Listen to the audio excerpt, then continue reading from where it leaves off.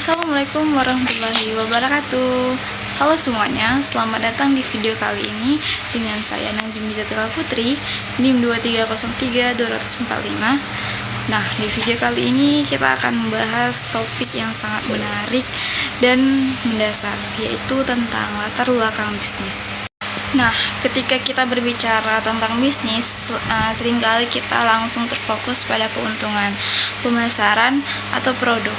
Namun, di balik kesuksesan setiap bisnis, ada fondasi yang kuat yang kita sebut dengan latar belakang. Sebelum kita masuk lebih dalam, mari kita mulai dengan satu pertanyaan, teman-teman.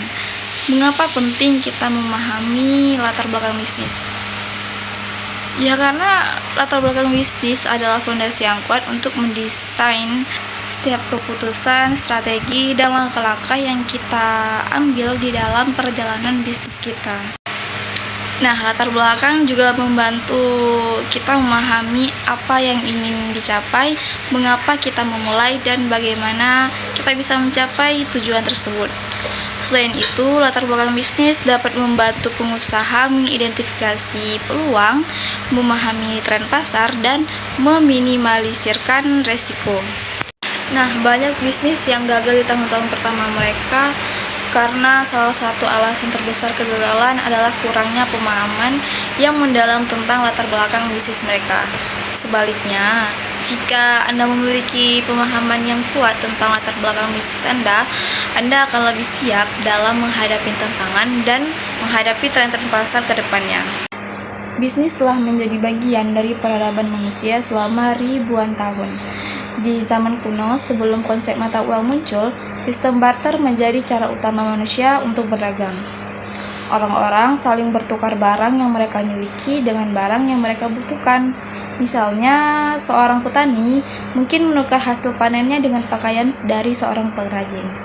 Sistem barter ini adalah bentuk bisnis yang paling awal yang kita kenal. Nah, seiring berkembangnya peradaban, terutama di Mesopotamia dan Mesir kuno, kita mulai melihat munculnya mata uang yang memungkinkan orang untuk berdagang dengan lebih mudah dan lebih luas. Ketika memasuki abad pertengahan, konsep bisnis semakin maju dengan munculnya gilda dan serikat dagang.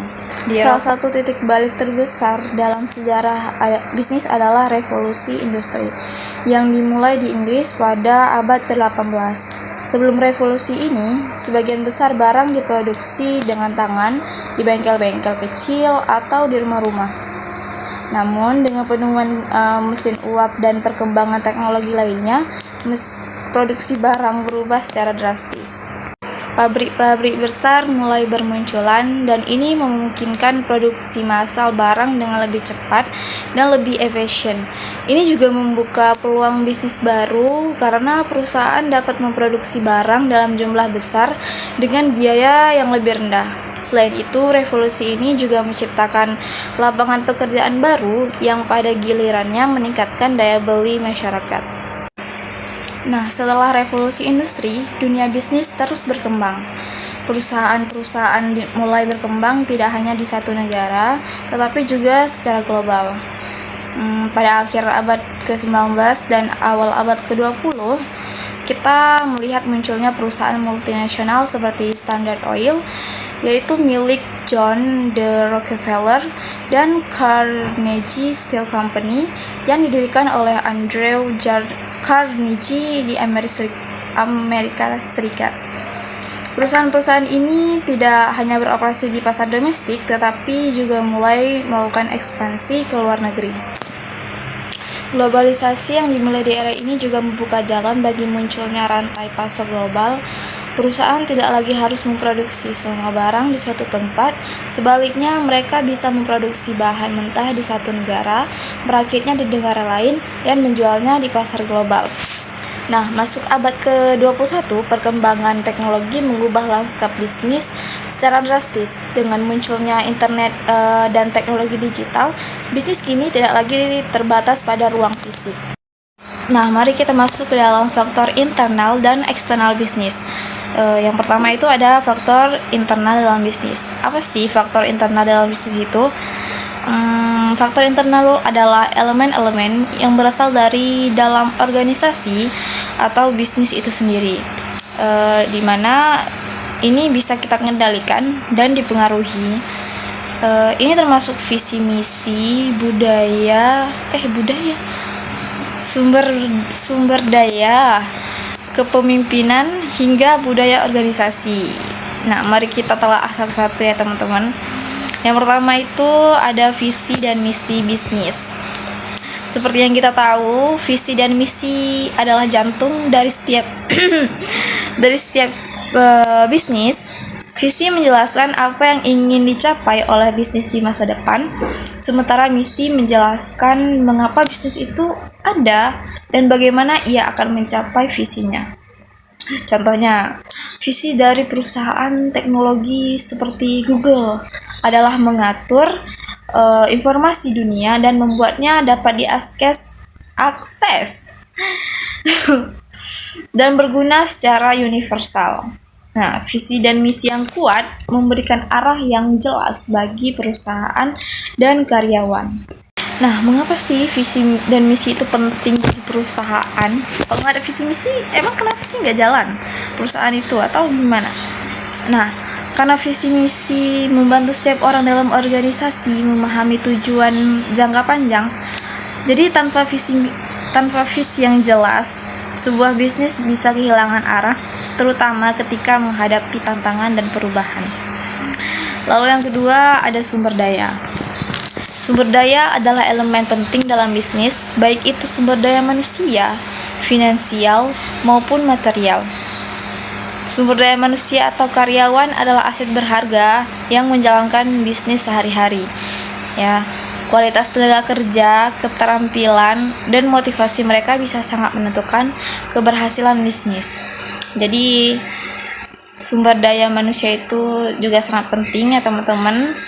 Kalau perusahaan-perusahaan besar tidak ada tenaga kerjanya, perusahaan itu juga nggak akan jalan. Nggak ada yang jalannya karena nggak ada tenaga kerja. Terus sumber daya finansial. Nah, sumber daya finansial ini mencakup modal yang dimiliki bisnis untuk mendanai operasional, ekspansi, riset dan pengembangan, serta pemasaran. Nah, kemampuan bisnis untuk mengelola dan mengalokasikan sumber daya ini dengan bijaksana bisa menjadi pembeda antara kesuksesan dan kegagalan.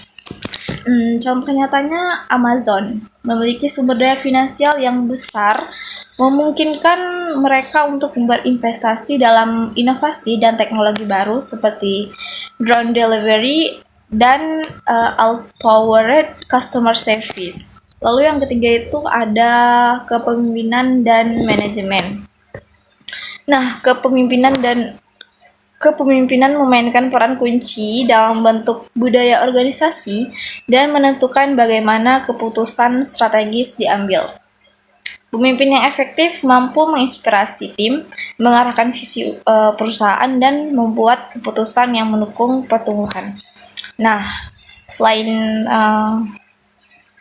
sumber daya dan visi misi di atas, pemimpin dalam suatu perusahaan juga dibutuhkan karena tanpa pemimpin yang amanah dan cakap, juga perusahaan akan bangkrut dan mengalami kegagalan.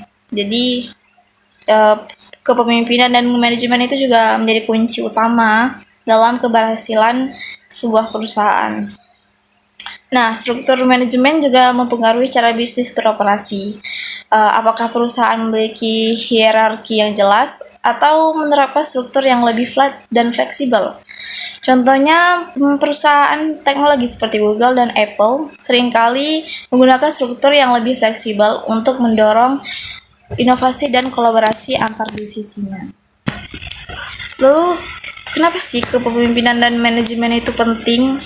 Ya, karena gaya kepemimpinan dan struktur manajemen akan menentukan budaya kerja, produktivitas, dan kemampuan perusahaan untuk beradaptasi dengan perubahan. Lalu ada budaya organisasi, di mana budaya organisasi ini adalah cara kerja dan interaksi antar individu di dalam bisnis.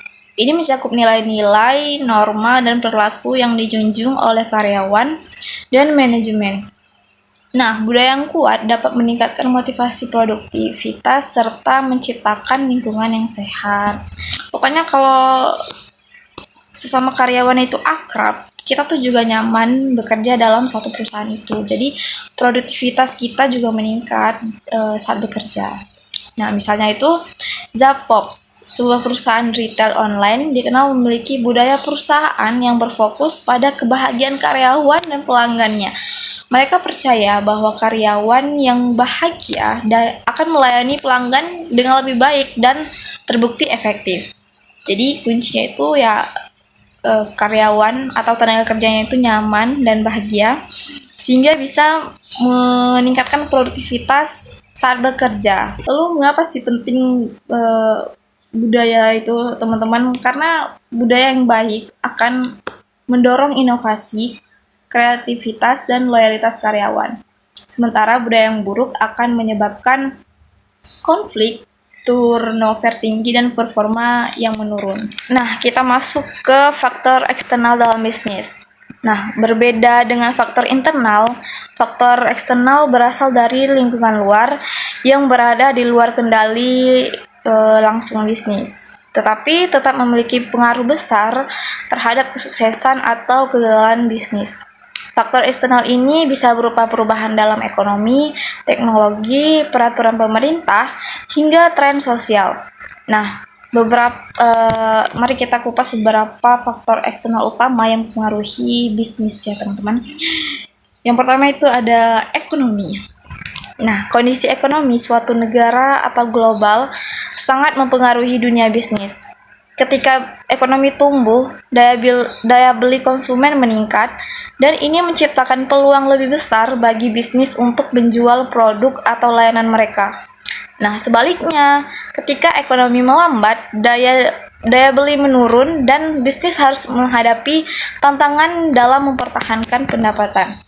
Contohnya itu pada krisis keuangan global pada tahun 2008, banyak bisnis yang mengalami penurunan pendapatan dan beberapa bahkan harus bangkrut karena kondisi ekonomi yang buruk. Di sisi lain, perusahaan-perusahaan di sektor teknologi seperti Apple, Amazon berhasil bertahan karena mereka beradaptasi dengan perubahan tersebut. Nah, mengapa sih pentingnya kita memperhatikan kondisi ekonomi ini di saat kita punya sebuah bisnis? Karena kondisi ekonomi mempengaruhi segala hal dari harga bahan baku hingga perilaku konsumen, sehingga bisnis harus selalu memantau perubahan ekonomi untuk menyesuaikan strategi mereka. Nah, selanjutnya itu ada teknologi. Perkembangan teknologi yang pesat menciptakan peluang baru, tetapi juga menghadirkan tantangan bagi bisnis yang tidak mampu beradaptasi. Bisnis yang mampu memanfaatkan teknologi terbaru seringkali dapat mengungguli persaingan mereka. Teknologi seperti AI, cloud computing, and big data telah mengubah cara bisnis beroperasi. Contohnya nih, pasti teman-teman tahu, Netflix. Nah, Netflix itu bertransformasi dari perusahaan penyewa DVD menjadi platform streaming dengan memanfaatkan kemajuan teknologi internet dan perubahan preferensi konsumen dalam mengonsumsi hiburan. Kenapa sih kita perlu memperhatikan teknologi ini dalam sebuah bisnis? Karena teknologi dapat mempercepat produksi, meningkatkan efisien, dan menciptakan model bisnis baru yang lebih inovatif dan responsif terhadap kebutuhan pasar. Selanjutnya itu ada politik dan regulasi. Nah, pemerintah juga memainkan peran penting dalam dunia bisnis melalui kebijakan fiskal, regulasi, dan peraturan perdagangan. Kebijakan seperti pajak, subsidi, dan tarif bisa memengaruhi biaya operasional perusahaan. Nah, selain itu, peraturan tentang hak konsumen, lingkungan, dan tenaga kerja juga harus dipatuhi oleh bisnis. Contohnya, teman-teman, perusahaan energi di sektor minyak dan gas sangat dipengaruhi oleh kebijakan pemerintah tentang energi terbarukan dan regulasi lingkungan. Sebagai contoh, regulasi emisi gas buang yang ketat di banyak negara telah memaksa perusahaan otomotif untuk berinovasi dan mengembangkan kendaraan listrik. Jadi sekarang banyak ya teman-teman, ada sepeda listrik, ada apa-apa listrik gitu. Lalu kenapa sih kita harus memerhatikan regulasi ini dan politik ini teman-teman? Karena bisnis yang tidak mematuhi regulasi bisa menghadapi denda, tuntunan hukum, atau bahkan penutupan operasi. Nah, oleh karena itu, memahami dan menyesuaikan dengan kebijakan pemerintah adalah hal yang krusial. Jadi, teman-teman yang mau membuat suatu bisnis atau perusahaan, teman-teman harus patuh juga terhadap pemerintah dan kebijakan-kebijakannya. Nah, selanjutnya itu ada sosial dan budaya. Perubahan sosial dan tren budaya memengaruhi cara konsumen memilih produk dan layanan. Ya kan, benar kan? Faktor ini termasuk demografi, gaya hidup, nilai-nilai dan kebiasaan berubah dari waktu ke waktu. Misalnya, ada peningkatan dan keberlanjutan seiring dengan meningkatnya kesadaran akan perubahan iklim. Contohnya teman-teman, itu ada perusahaan Starbucks berhasil memanfaatkan perubahan tren sosial dengan mengadaptasi menu mereka untuk mencerminkan preferensi konsumen terhadap produk berbahan dasar tanaman dan opsi yang lebih sehat. Nah, mengapa sih kita perlu memperhatikan sosial dan budaya ini? Karena bisnis harus selalu mengikuti tren sosial dan perubahan budaya untuk tetap relevan di mata konsumennya. Jadi kita tuh ibaratnya harus mengikuti tren apa yang diinginkan konsumen, teman-teman. Mengabaikan faktor ini bisa membuat produk dan layanan menjadi usang dan tidak lagi diminati. Lalu selanjutnya itu ada tantangan berikutnya. Faktor eksternal selanjutnya itu ada persaingan. Nah, persaingan adalah salah satu faktor eksternal yang paling langsung memengaruhi keberhasilan bisnis. Memahami kekuatan dan kelemahan pesaing serta posisi mereka di pasar adalah kunci untuk bertahan dan berkembang.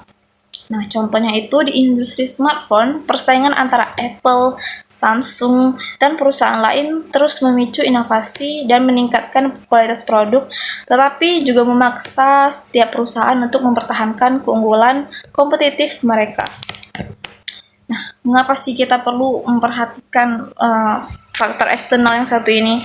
Karena persaingan dapat merangsang inovasi, tetapi juga bisa menghancurkan bisnis yang tidak mampu bersaing dalam harga, kualitas, atau layanan. Selanjutnya kita masuk ke analisis latar belakang bisnis, di mana ini adalah langkah penting dalam perencanaan dan pengambilan keputusan strategis. Ini melibatkan identifikasi dan pemahaman mendalam tentang faktor-faktor yang mempengaruhi bisnis, baik dari dalam maupun dari luar. Analisis ini membantu pengusaha, manajer, atau tim bisnis untuk mengembangkan strategi yang tepat dan merespon tantangan serta peluang yang muncul di lingkungan bisnis. Nah, berikut adalah beberapa langkah penting yang teman-teman bisa ambil dalam menganalisis latar belakang bisnis. Yang pertama itu mengidentifikasi tujuan bisnis. Nah, sebelum menganalisis, penting untuk terlebih dahulu memahami tujuan bisnis. Apa sih yang ingin dicapai oleh bisnis dalam jangka pendek, menengah, dan panjang? Visi dan misi perusahaan menjadi landasan yang akan menentukan bagaimana analisis dilakukan. Nah, seperti yang kita bahas di atas, bahwa visi dan misi itu sangat penting untuk perusahaan ya teman-teman. Itu menjadi landasan penting dalam sebuah perusahaan. Nah, tujuan bisnis juga harus relevan dengan kondisi pasar dan tren industri saat ini. Nah, ada beberapa pertanyaan penting yang harus diajukan. Yang pertama itu, apa visi misi bisnis ini? Nah, yang kedua, apa sih tujuan jangka panjang yang ingin dicapai oleh bisnis ini? Ya, kalau teman-teman nggak punya tujuan jangka panjang, mending nggak usah bikin bisnis. Bercanda. Tapi emang itu penting ya teman-teman. Lalu yang terakhir, apa nilai inti yang dimiliki oleh perusahaan? Nah, kita contohkan aja teman-teman ya. Seperti perusahaan teknologi, mungkin memiliki visi untuk memimpin dalam inovasi AI global. Tujuan pendeknya bisa jadi meluncurkan produk berbasis AI dalam waktu 2 tahun. Sementara tujuan jangka panjangnya adalah menjadi pemain utama di pasar global. Yang kedua itu ada kita menggunakan langkah atau analisis SWOT, strength, weakness, opportunities, dan threat. Nah, apa sih SWOT itu sebenarnya, teman-teman? Nah, SWOT analysis adalah alat klasik dalam menganalisis latar belakang bisnis. Nah, ini membantu mengidentifikasi kekuatan dan kelemahan internal perusahaan, serta peluang dan ancaman eksternal dari pasar. Nah, SWOT ini juga memberikan pandangan komprehensif tentang di mana bisnis saat ini berdiri dan kemana ia bisa berkembang. Jadi, intinya tuh SWOT ini alat klasik lah yang sudah digunakan oleh semua pebisnis dan memang harus digunakan oleh semua orang yang ingin membangun bisnis. Nah, mari kita bahas satu-satu. Yang pertama, kita bahas kekuatan atau strength. Di mana apa saja keunggulan kompetitif yang dimiliki oleh bisnis. Ini bisa mencakup teknologi, sumber daya manusia, dan keunikan produk atau lokasi strategis. Lalu ada kelemahan, yaitu weakness atau weakness. Apa saja sih kelemahan internal yang mungkin menghambat bisnis Anda? Mungkin bisnis kekurangan sumber daya finansial, atau menghadapi masalah manajemen, atau memiliki produk yang belum sempurna. Yang ketiga itu ada peluang, opportunities. Nah, faktor eksternal apa yang bisa dimanfaatkan oleh pebisnis untuk berkembang? Ini bisa mencakup perubahan regulasi, tren pasar, dan perkembangan teknologi. Lalu yang terakhir, teman-teman, yaitu ancaman atau threats. Nah, ancaman apa yang ada di pasar yang bisa menghalangi keberhasilan bisnis teman-teman? Misalnya persaingan ketat, perubahan preferensi konsumen, atau kondisi ekonomi global. Di sini kita misalkan bisnis Anda bergerak di industri makanan ringan. Dalam analisis SWOT, Anda mungkin menemukan bahwa kekuatan Anda adalah kualitas bahan yang tinggi, tetapi kelemahannya adalah keterbatasan dalam distribusi. Nah, peluang bisa muncul dari tren makanan sehat yang sedang naik, sementara ancaman bisa datang dari pesaing besar yang memiliki sumber daya pemasaran yang lebih besar. Nah, yang ketiga, kita bisa menggunakan analisis PESTEL, political, ekonomi, sosial, teknological, legal, dan environmental. Selain analisis SWOT, teman-teman, metode PESTEL digunakan untuk memahami faktor eksternal yang mempengaruhi bisnis. Nah, PESTEL ini menganalisis 6 aspek yang membentuk lingkungan eksternal bisnis. Yang pertama itu ada political atau politik. Nah, bagaimana kebijakan pemerintah, stabilitas politik, atau peraturan perdagangan internasional mempengaruhi bisnis. Nah, ini juga bisa menjadi alat kita untuk menganalisis bisnis kita ya teman-teman. Kita juga harus kita juga harus memperhatikan politik ya agar bisnis kita berjalan lancar. Yang kedua itu ada ekonomi, seperti inflasi, suku bunga, dan tingkat pengangguran mempengaruhi daya beli konsumen dan operasi bisnis. Ya, itu sangat berpengaruh sih teman-teman, karena inflasi itu kan menurunnya nilai mata uang, lalu tingkat pengangguran yang meningkat, itu juga mempengaruhi ya teman-teman. Jadi kita harus juga menganalisis juga dan mempertimbangkannya. Lalu yang ketiga ada sosial. Ini bagaimana bagaimana perubahan sosial, tren demografi, dan budaya mempengaruhi preferensi konsumen dan perilaku pembelian. Lalu ada teknologi. Pertanyaannya, apakah ada perkembangan teknologi baru yang dapat membantu bisnis berinovasi atau meningkatkan efisiensi? Lalu, apakah ada ancaman teknologi yang dapat menggantikan produk atau layanan bisnis Anda? Nah, itu harus diperhatikan ya teman-teman, karena itu juga penting, di mana sekarang semuanya serba teknologi. Jadi kita harus memperhatikan itu juga untuk keberlangsungan bisnis kita. Lalu ada hukum. Nah, pertanyaannya, apakah ada regulasi baru yang perlu dipatuhi seperti undang-undang hak konsumen atau regulasi perlindungan lingkungan? Itu juga harus diperhatikan. Kita harus taat kepada pemerintah. Lalu ada environmental, yaitu lingkungan. Nah, pertanyaannya, bagaimana isu lingkungan dan keberlanjutan berdampak pada bisnis? Apakah ada tekanan untuk menjadi lebih ramah lingkungan atau mengurangi jejak karbon? Contohnya, teman-teman ya, jika Anda menjalankan bisnis fashion ya, analisis Pestel mungkin mengungkap bahwa meningkatnya kesadaran akan fast fashion yang merusak lingkungan ya. Ini masuk ke faktor lingkungan tadi, dan regulasi baru tentang bahan yang ramah lingkungan. Masuk ke faktor hukum. Nah, ini tuh menjadi perhatian utama karena dapat memberi peluang untuk beralih ke produk fashion berkelanjutan.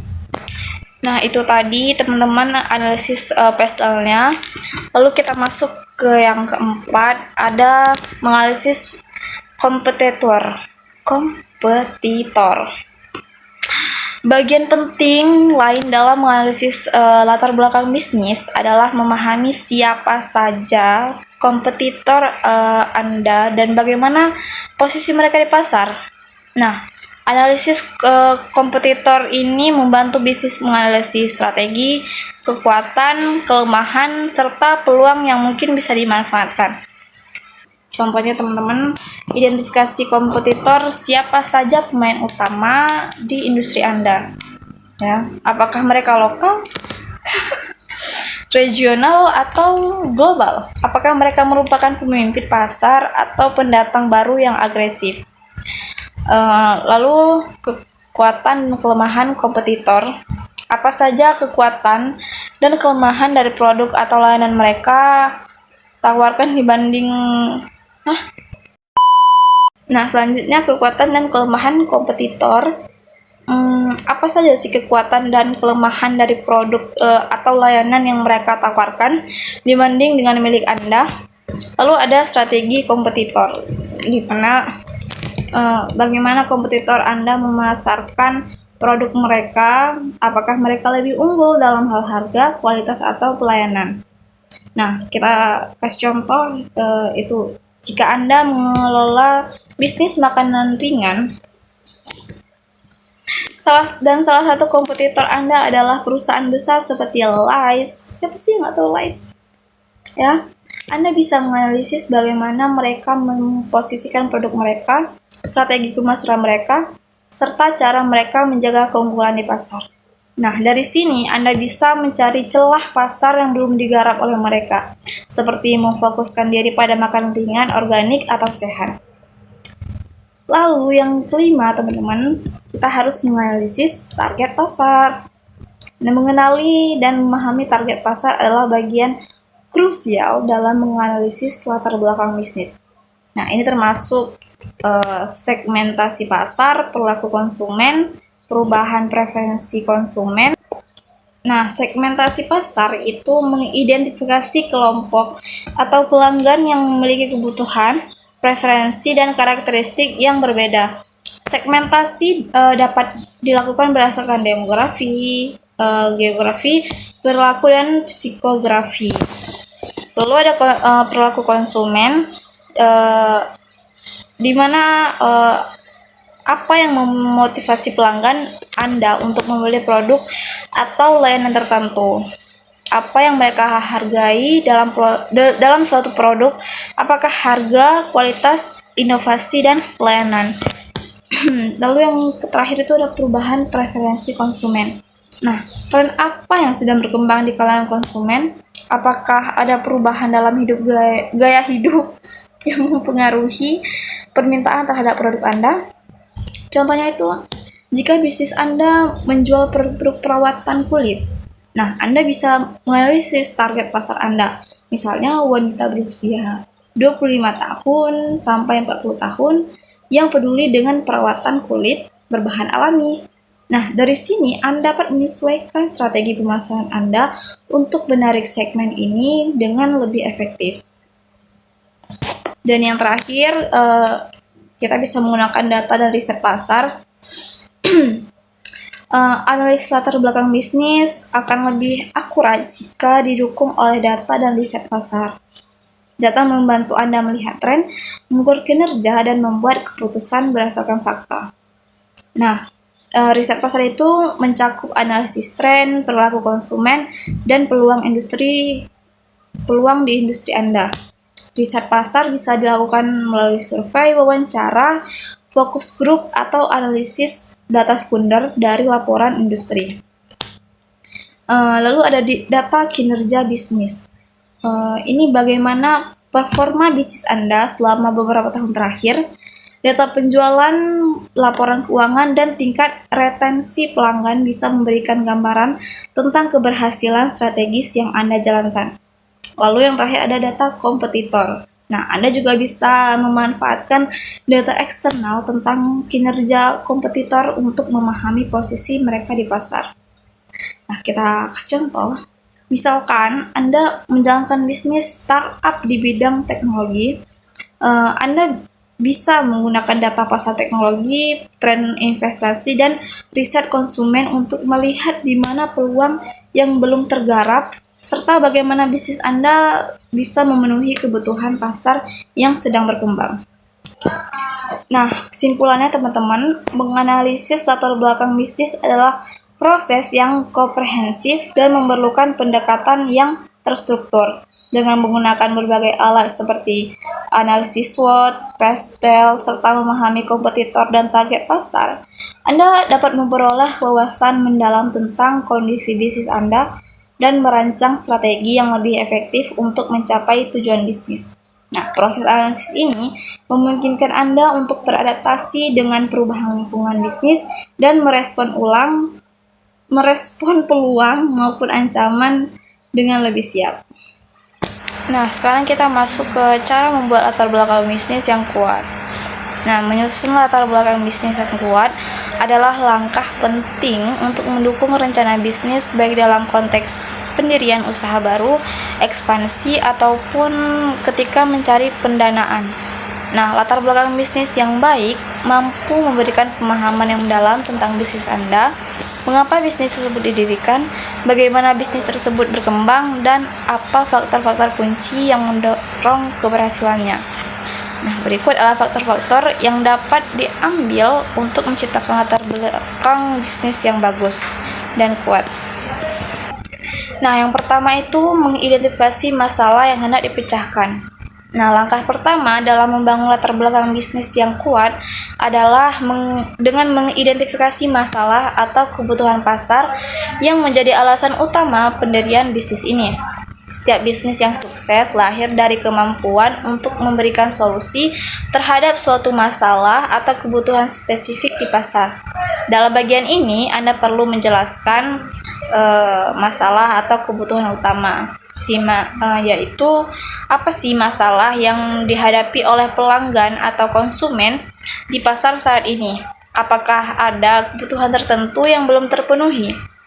Nah, lalu skala dan urgensi masalah, di mana seberapa besar dampak masalah ini pada kehidupan konsumen atau sektor bisnis tertentu? Apakah masalah ini mendesak untuk dipecahkan atau apakah ada celah besar yang bisa dimanfaatkan? Nah, contohnya, jika Anda merintis bisnis makanan sehat, masalah yang ingin dipecahkan mungkin adalah kurangnya pilihan makanan praktis yang sehat di pasar. Banyak orang yang sibuk tapi ingin hidup sehat, sehingga muncul kebutuhan akan produk makanan yang cepat saji namun tetap bergizi. Nah, yang kedua itu menjelaskan latar belakang industri. Latar belakang bisnis juga harus menyertakan gambaran singkat tentang industri atau sektor di mana bisnis Anda akan berada. Ini mencakup kondisi pasar, tren utama, dan bagaimana bisnis Anda sesuai dengan dinamika pasar yang ada. Nah, dalam menjelaskan latar belakang industri, perhatikan hal-hal berikut ya. Yang pertama, tren pasar dan pertumbuhan industri. Bagaimana sih pertumbuhan industri secara keseluruhan? Apakah sektor ini sedang berkembang atau stagnan? Lalu, apakah ada tren tertentu yang memengaruhi industri, seperti adopsi teknologi baru, perubahan regulasi, atau pergeseran preferensi konsumen? Lalu, peluang dan tantangan di pasar. Apa saja sih peluang yang dapat dimanfaatkan oleh bisnis Anda dalam industri ini? Lalu, tantangan apa saja sih yang paling mungkin dihadapi oleh bisnis baru di sektor ini? Contohnya, dalam industri fashion, ada tren yang berkembang menuju sustainable fashion dan produk berbasis bahan ramah lingkungan. Bisnis ini bergerak di sektor Bisnis yang bergerak di sektor ini harus memahami dan menyesuaikan produknya dengan tren tersebut yang mungkin menjadi keunggulan kompetitifnya. Nah, yang ketiga yaitu memperkenalkan bisnis Anda dan sejarahnya. Nah, bagian ini merupakan pengenalan tentang bisnis Anda, termasuk sejarah singkat dan motivasi Anda di balik pendiriannya. Jelaskan bagaimana bisnis tersebut berdiri, siapa pendirinya, dan faktor apa yang menginspirasi pembentukan bisnis ini. Seperti contohnya itu sejarah bisnis. Nah, kapan dan bagaimana bisnis ini didirikan? Pasti ada dong sejarahnya dan bagaimana Anda mendirikan bisnis ini. Lalu, apa sih motivasi pendirinya untuk memulai bisnis ini? Bisa jadi untuk mencari uang atau karena suka di bagian itu, seperti makeup atau industri kecantikan. Lalu ada evolusi bisnis. Nah, bagaimana bisnis ini berkembang sejak pertama kali didirikan? Ya, kalian jelaskan di situ, kan yang tahu pendirinya. Lalu, apakah ada perubahan signifikan dalam model bisnis, strategi, atau fokus seiring waktu? Nah, contohnya teman-teman, jika Anda memulai bisnis startup teknologi, Anda dapat menjelaskan bagaimana Anda melihat peluang pasar teknologi dan mendirikan perusahaan untuk menyediakan solusi digital inovatif. Nah, Anda bisa mencatat tonggak sejarah penting seperti peluncuran produk pertama dan pencapaian milestone pendanaan awal. Nah, lalu yang keempat itu menjelaskan visi, misi, dan nilai perusahaan. Nah, setiap bisnis yang kuat harus memiliki visi dan misi yang jelas. Visi adalah pernyataan tentang tujuan jangka panjang yang ingin dicapai oleh perusahaan, sementara misi menjelaskan mengapa perusahaan itu ada dan bagaimana ia berencana untuk mencapai tujuannya. Selain itu, nilai-nilai perusahaan menggambarkan prinsip-prinsip inti yang memandu operasi sehari-hari dan budaya kerja. Contohnya itu, sebuah bisnis yang fokus pada keberlanjutan mungkin memiliki visi untuk menjadi pemimpin global dalam produk ramah lingkungan dengan misi untuk menyediakan produk berkualitas yang tidak hanya memenuhi kebutuhan konsumen, tetapi juga berkontribusi pada pelestarian lingkungan. Nah, yang kelima itu menggambarkan produk atau layanan yang ditawarkan. Nah, bagian ini sangat penting karena menjadi dasar untuk memahami apa yang sebenarnya ditawarkan oleh bisnis Anda kepada pasar. Jelaskan secara detail produk atau layanan utama yang dihasilkan oleh perusahaan dan bagaimana produk tersebut memberikan solusi kepada pelanggan. Contohnya teman-teman, jika Anda menjual aplikasi mobile untuk manajemen keuangan, Anda bisa menjelaskan fitur-fitur unik seperti otomatisasi anggaran, analisis pengeluaran, atau integrasi dengan bank lokal yang ditawarkan oleh pesaing. Lalu, yang keenam itu adalah menganalisis kompetitor. Nah, latar belakang bisnis yang kuat menyertakan analisis tentang kompetitor utama di pasar. Pemahaman mendalam tentang siapa saja yang bersaing dengan bisnis Anda dan bagaimana mereka beroperasi sangat penting untuk menentukan strategi pemasaran dan pengembangan produk.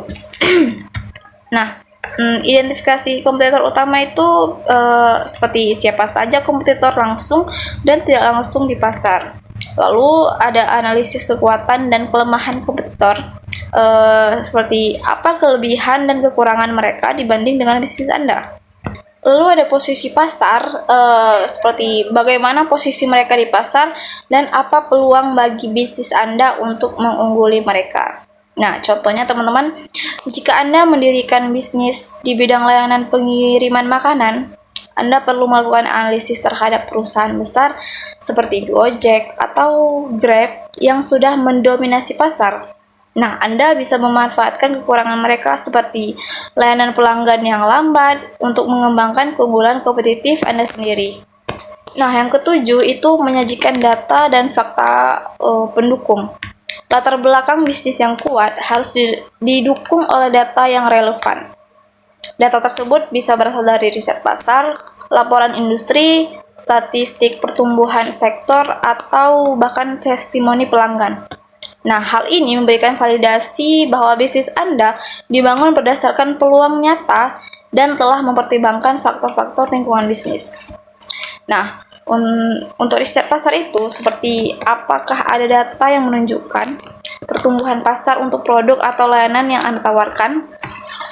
Lalu untuk laporan keuangan dan kinerja awal, jika bisnis Anda sudah berjalan, bagaimana performa keuangan selama beberapa tahun terakhir? Apakah ada data yang menunjukkan tren peningkatan penjualan, keuntungan, atau pangsa pasar? Nah, contohnya teman-teman, jika Anda menjalankan bisnis e-commerce, Anda bisa memanfaatkan data yang menunjukkan peningkatan penjualan online di kalangan konsumen muda atau peningkatan penetrasi internet di daerah-daerah tertentu sebagai dasar untuk memperluas operasi. Dan yang ke-8 itu menyertakan perencanaan masa depan. Ya, latar belakang bisnis yang kuat juga harus memuat rencana pengembangan di masa depan. Nah, ini menunjukkan kepada pembaca, baik itu investor, mitra bisnis, atau calon pelanggan, bahwa bisnis Anda memiliki visi jangka panjang dan strategi yang solid untuk mencapainya. Nah, di sini tuh ada rencana ekspansi di mana apakah bisnis Anda memiliki rencana untuk memperluas pasar, menambah produk, atau memasuki segmen baru di masa depan.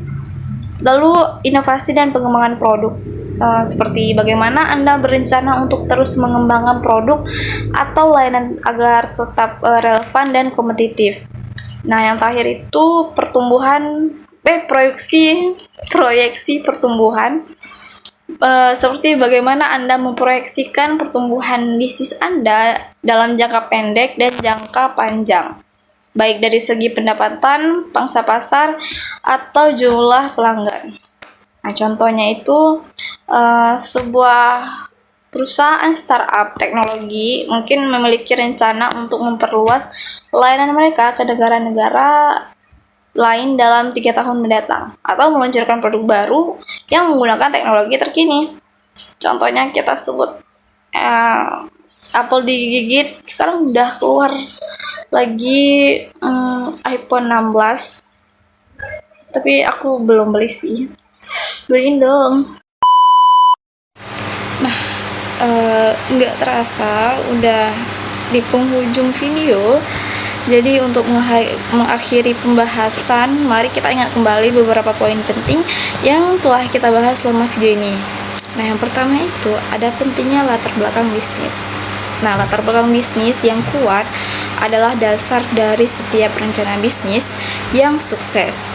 Nah, ini memberikan pemahaman yang jelas tentang tujuan bisnis, sejarah, dan industri tempat bisnis tersebut beroperasi. Dan yang kedua itu mengidentifikasi masalah dan kebutuhan pasar. Nah, memahami masalah yang dihadapi oleh pelanggan dan bagaimana bisnis Anda memberikan solusi adalah kunci ya guys. Ingat, itu tuh kunci untuk merancang produk atau layanan yang relevan dan diminati oleh pasar. Yang ketiga itu ada analisis SWOT dan PESTEL gitu sih, nggak sih bacanya. Melakukan analisis mendalam terhadap faktor internal dan eksternal seperti kekuatan, kelemahan, peluang, dan ancaman, membantu dalam menyusun strategi efektif untuk menghadapi tren-tren pasar di masa depan. Lalu ada kompetitor dan target pasar. Nah, pemahaman yang baik tentang pesaing atau target pasar memungkinkan bisnis Anda untuk mengambil keputusan strategis yang lebih baik dan lebih cepat merespon perubahan dinamika pasar. Nah, selanjutnya itu ada visi dan misi yang jelas. Visi, misi, dan nilai-nilai perusahaan menjadi pedoman bagi arah dan keputusan bisnis, sekaligus menjadi pilar dalam membangun merek yang kuat dan berkelanjutan. Selanjutnya itu ada rencana masa depan, yaitu merencanakan langkah-langkah jangka panjang untuk pertumbuhan dan inovasi, memastikan bahwa bisnis tidak hanya bertahan, tetapi juga berkembang di tengah persaingan. Lalu yang kedua itu ada pentingnya latar belakang bisnis yang kuat. Nah, sebagai penutup, saya ingin menekankan bahwa menyusun latar belakang bisnis yang kuat bukan hanya tentang menulis sejarah dan deskripsi perusahaan, tetapi juga tentang menciptakan fondasi yang solid untuk pertumbuhan dan kesuksesan jangka panjangnya. Nah, sebuah bisnis yang dibangun di atas latar belakang yang baik akan memiliki arah yang jelas, pemahaman mendalam tentang tantangan yang dihadapi, dan kemampuan untuk mengambil keputusan dari peluang yang ada. Nah, latar belakang bisnis bukan hanya sekedar bagian formal dari rencana bisnis Anda. Ini adalah cerita tentang mengapa bisnis Anda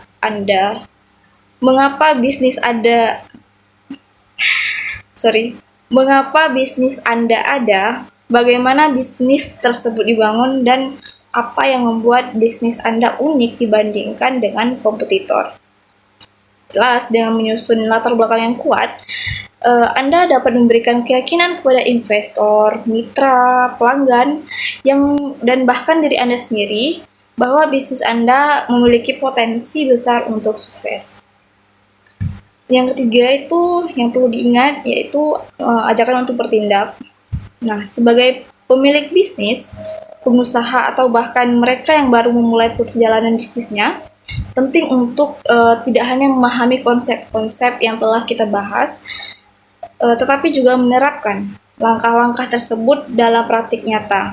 Dan ingatlah teman-teman ya, bahwa latar belakang bisnis bukanlah sesuatu yang statis. Seiring bisnis berkembang, Anda perlu memperbarui atau menyesuaikan narasi, strategi, dan tujuan Anda. Selalu bersiap untuk beradaptasi dengan perubahan, karena pebisnis itu harus siap dengan segala risiko. Yang terakhir,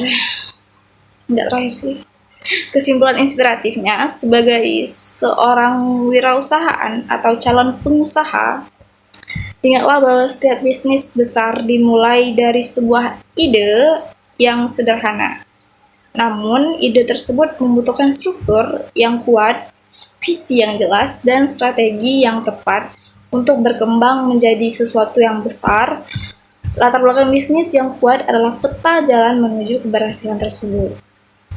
Nah, dengan pemahaman yang mendalam tentang bisnis Anda, lingkungan eksternal, serta peluang dan tantangan yang ada, Anda memiliki fondasi yang kuat nih untuk membangun bisnis yang sukses dan berkelanjutan.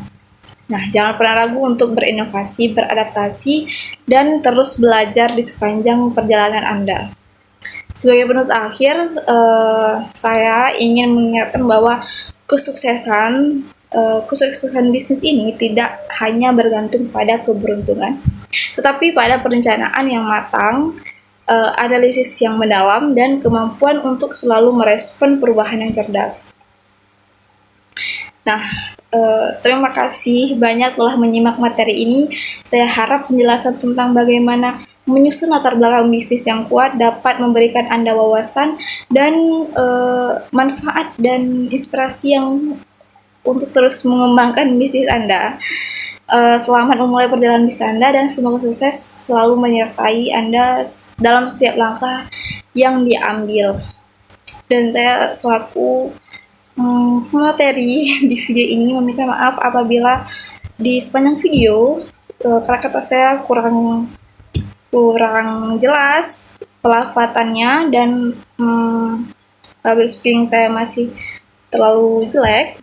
Saya di sini juga masih belajar, tapi terima kasih sudah menyimak video ini sampai selesai. Saya Najib Setelah Putri, NIM 2303-245 dari Prodi Agribisnis. Mengundurkan diri. Assalamualaikum warahmatullahi wabarakatuh. Sampai bertemu di video lain kan.